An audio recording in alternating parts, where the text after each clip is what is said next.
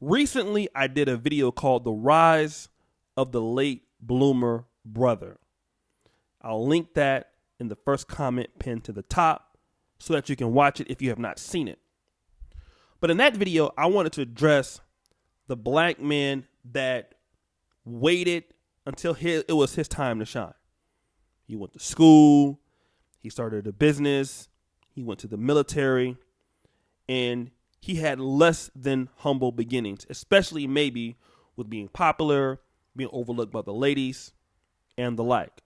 All right? He resisted the temptation of maybe, selling drugs on the street, doing petty crimes, or whatever. But this is a nice movie ending, right? Late Bloomers. It's a movie ending. It's like a Disney thing, right? At the end, you win in the end because you're prepared for the long-term game.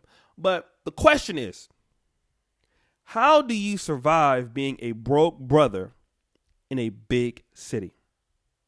And I think we need to talk about this. Here are a few ways that you brothers can do this. Because if you live in smaller cities, in the country, you don't live in a big metropolitan area, being a broke brother is not so bad, right? Because everybody's broke, right?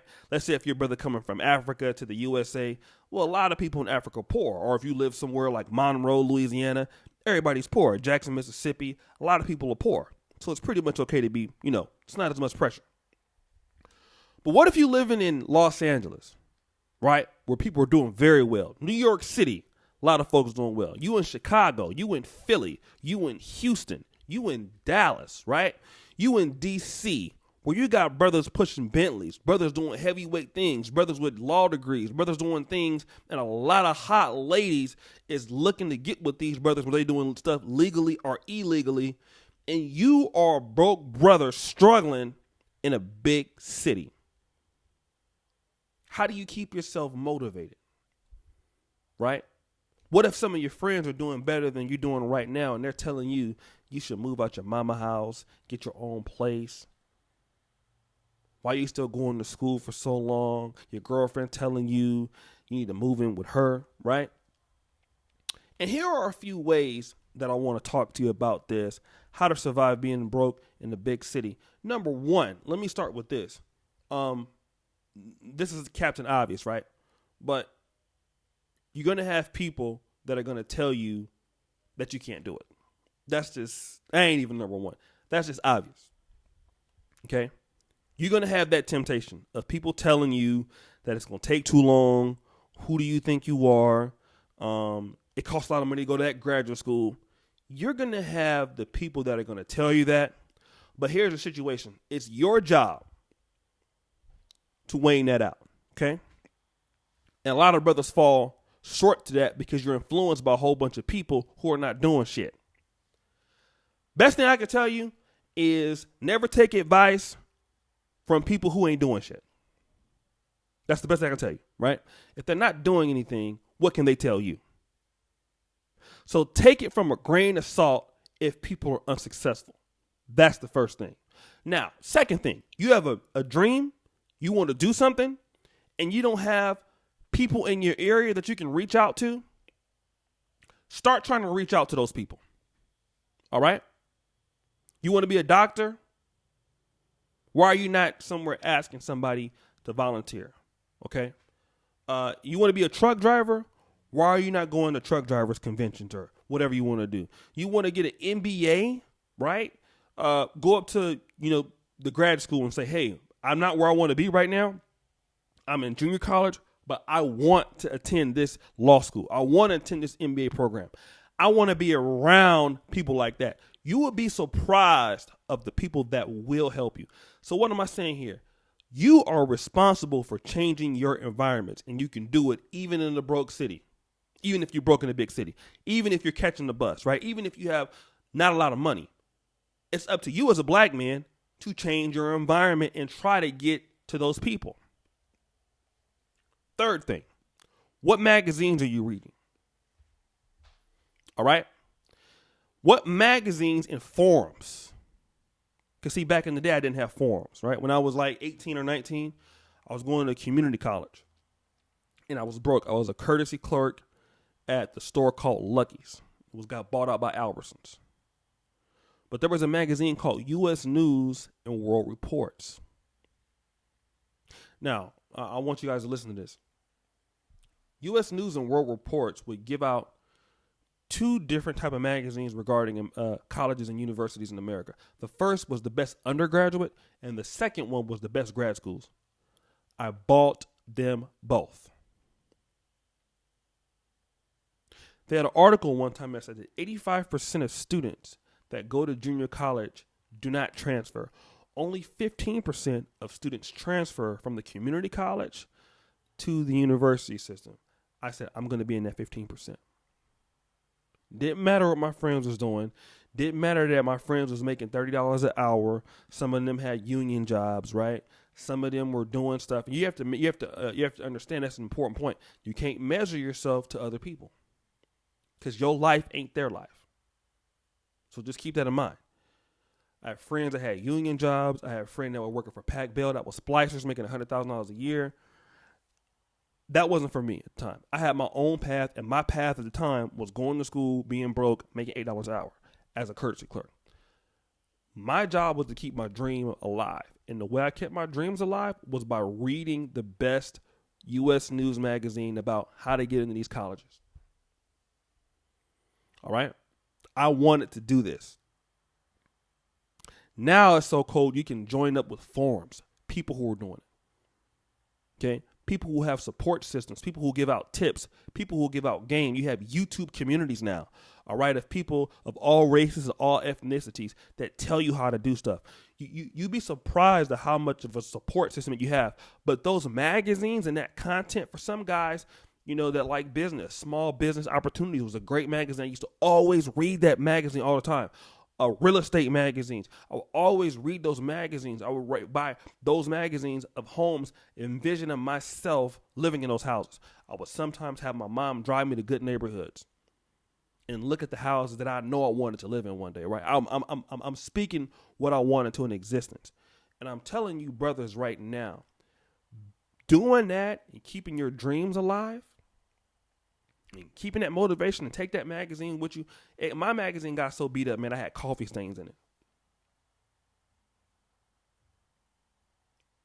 It allowed me to escape reality. What am I talking about? For you brothers out there that have dead-end jobs, okay, like I did, what is the motivation to go to a dead-end job every day? Can we just be honest?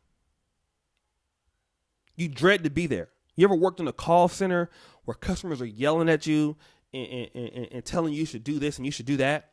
Listen, brothers, those magazines and those forums will make you get up and go to work to a job that you don't want because you know eventually after you get done with school or working that business, you're not going to be at that job a lot longer. Okay, that's what motivation will give you. You say, okay, I know I'm not going to be here, so I can stand dealing with this customer. I can stand dealing with this manager, this micromanaging. I can deal with it. I'll do it with a smile because I need this money for the time being. And it motivates you to do it. Last thing, right? One of the other last things. This is temporary, right? Talk to yourself about this being temporary. Being temporary. Not going to be there all the time, right? If you do what you're supposed to do, get it over with. All right? I got this credit. I got to do this. I got to do what I got to do. Last thing. One of the last things here. I'm just kind of going to the top of my head. What about writing your goals down? I have my whiteboard back there. Anybody knows I love Stabilo pens. I have like 50 of these wherever I go. And I have to buy a lot of graph paper. Wherever I go, I'm constantly writing down what I want to do next. And everything that I write down comes to life. There's nothing that I have never written down that I have not wanted to do. Whether it's paying back taxes, no matter how much it was, no matter if it's paying bills off, no matter how much it was, credit cards, if I write it down every day that this is what I'm going to do, it works. Sometimes I'll get up, I'll go to a coffee shop, I'll change my location, right? I'll get up, I'll walk down, I'll get up in the morning, I'll walk, I'll write, right? I'll get up and go to the Starbucks. They don't have it here in this city, but Columbus Coffee. I'll write. I'll do all of these things. Why? Because I got goals that I want to reach, and it's time for me. I'm not kicking it with my homeboys. I'm just doing my thing. I'm writing down what I want to do, right? Join up on forums again, guys. Like, for example, there's Student Doctor. And join up on forums and meet people to push your goals to where you want to be. And last but not least, enjoy the process. Gotta be willing to enjoy it, right? Enjoy the process. But more importantly, give yourself credit for the small gains that you are getting. Because a lot of times people don't see you working. They don't see the things that you're doing. Give yourself credit for going to work on a day that you didn't feel like going to work. Or, you're 30% close to your goal, and last month you were 20% close to your goal. You might not be 100%, but you're doing the work, right?